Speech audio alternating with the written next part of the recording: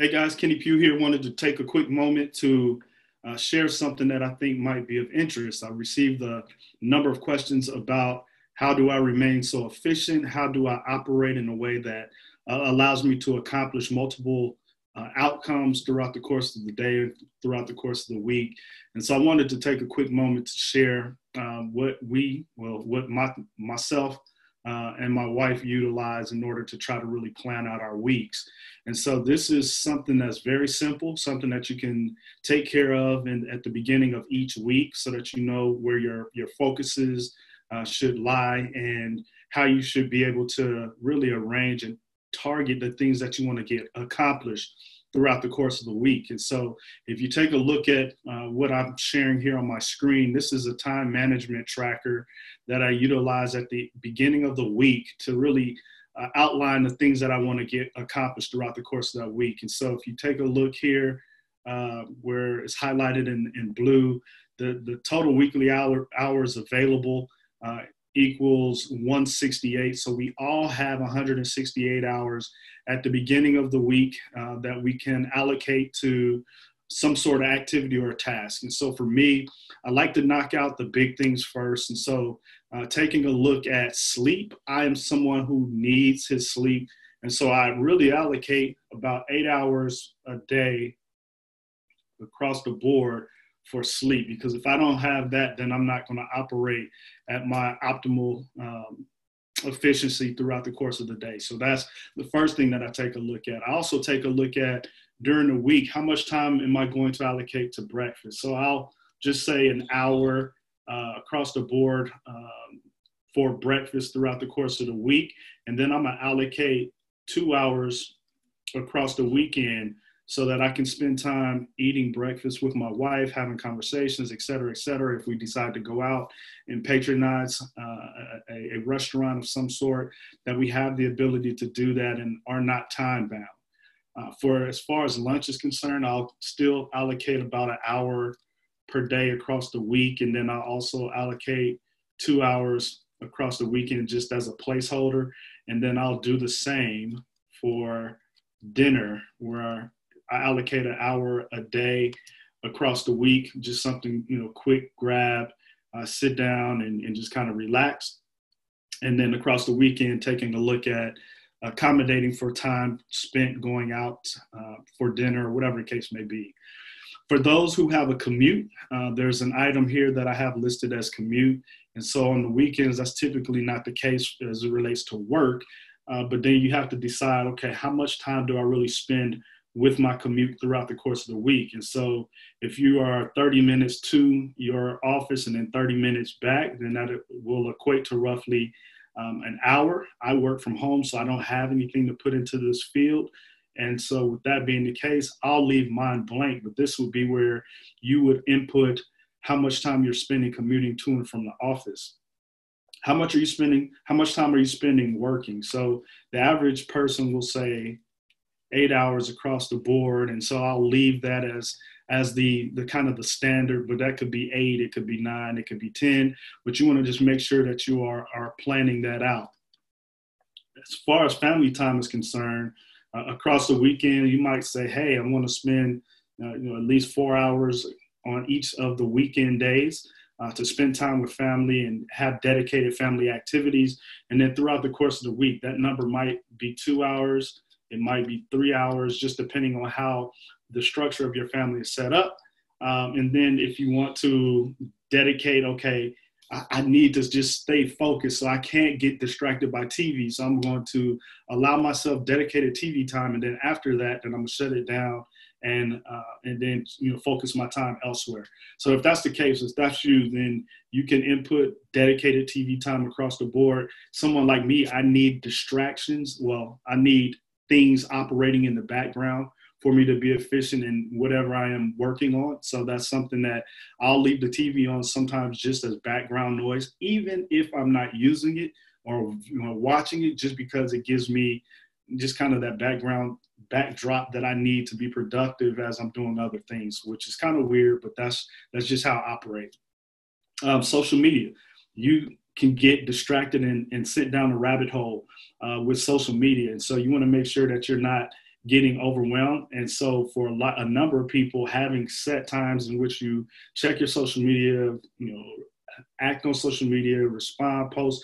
If you have dedicated times, it'll help you to keep from getting distracted throughout the course of the day. And hey, these are my 2 checkpoints, and I'll spend 30 minutes on each one across the course of a regular day.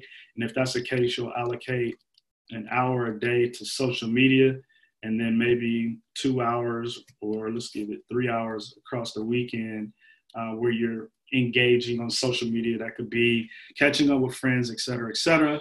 And then if you are someone who's active at the gym, it's someone that has a dedicated routine going to the gym and working out, you want to make sure that you capture that as well.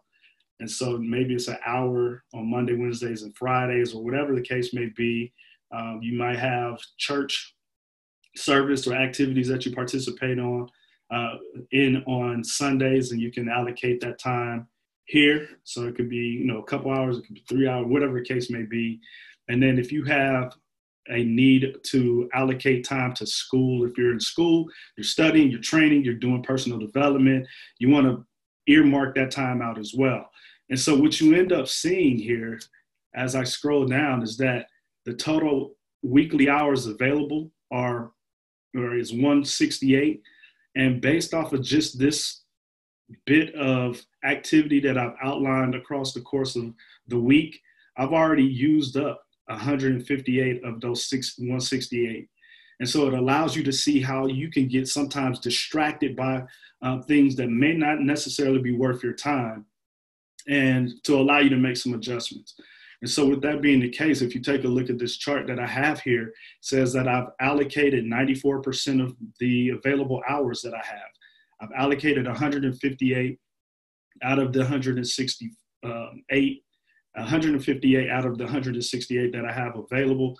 And that means I have 10 hours remaining. And so I can be intentional about allocating those remaining 10 hours in the course of the week, or I can leave it open and be flexible to allocate those things. And so how does this portray, or how does this play out in the day-to-day activity? So you have allocated these particular items per day.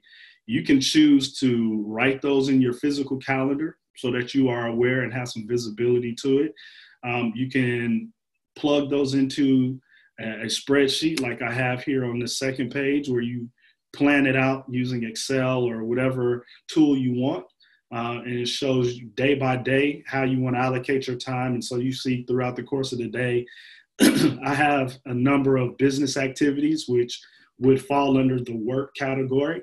And so I can allocate those across my days throughout the course of the week. And then you also see the sleep thing that I have here, where I need to get my sleep. And so I allocate specific times so that I know that I'm going to go to sleep at this time. Then I'm going to wake up at this time to continue or to start my day. So with that being the case, you can choose whatever you want, whichever method that you choose to use.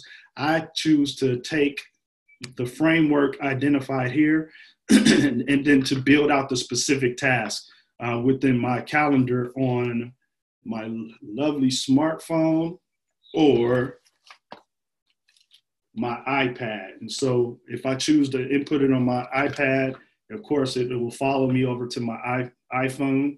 And then I can see on a day-to-day basis, here are the activities that I have planned. And I'm very intentional about how my time is allocated and who I let into that particular realm of my time throughout the course of the day.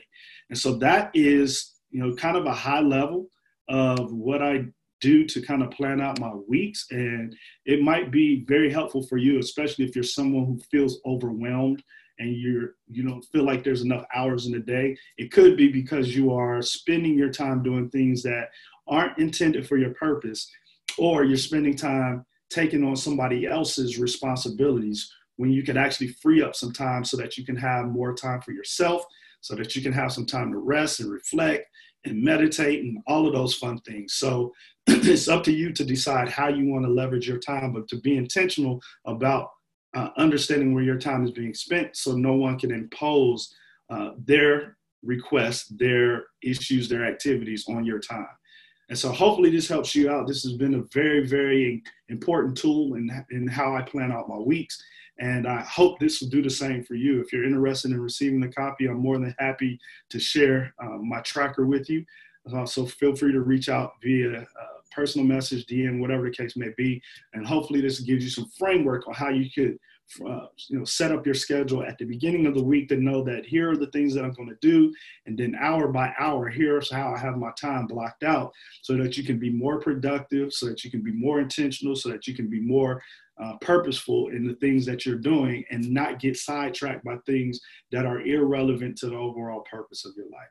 So hopefully this helps you out. Kenny Pugh here, business consultant, and look forward to sharing more videos with you in the future. All right, take care.